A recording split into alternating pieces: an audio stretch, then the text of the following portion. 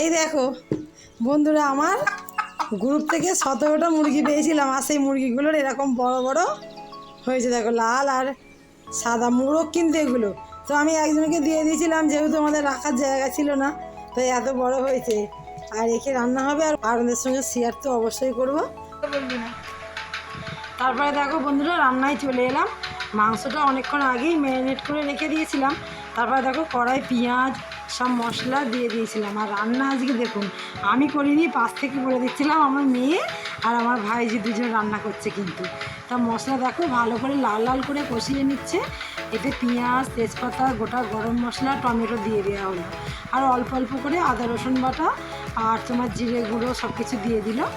আর দেখো, এটা আমার ভাইজি, আর এই যে খুন্তি নাড়ছে এটা আমার মেয়ে।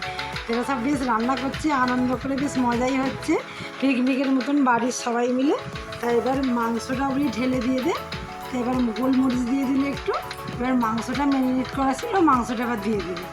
দেখো বেশ, বাচ্চারা রান্না করলে ভালোই লাগে না? গ্যাস পড়ে গেলে এবার কড়াই মাংস।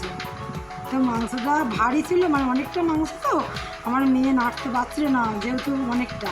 দেখো দুদিক দিয়ে দুজনে খুন্তি চালাচ্ছে, কিন্তু দারুণ ভালো লাগছে দেখুন। আর রাত্রিবেলা কিন্তু এই পিকনিকটা হয়েছিল, তা সেই জন্য আলুটা একটু কম। তো যাই হোক, বললাম যে চাপা দিয়ে দিয়ে কষিয়ে রাখ, কারণ হচ্ছে চাপা না দিলে সেদ্ধ হতে দেরি হবে। দেখো ঝোলটা এমন হয়ে এসছে, চলে এলাম পুরো পরিবেশন খাবার জায়গা। গরম মশলা আর একটু ধনেপাতা ছড়িয়ে দিয়েছিলাম। আর এরকম পাতলা গোটা গোটা ছোটো আলু দিয়ে দেশি মুরগির ঝোল কেমন লাগবে বলুন তো বন্ধুরা। দেখুন, এবার হচ্ছে পাতে পড়ে গেল আলু আর 1 পিস করে মাংস। তারপরে গরম বলে বলছিলাম আস্তে আস্তে খাওয়া, পরে দিচ্ছি। কেমন লাগলো অবশ্যই কিন্তু বলো। আর যারা এখন আমার চ্যানেলটিকে সাবস্ক্রাইব করোনি, অবশ্যই করো।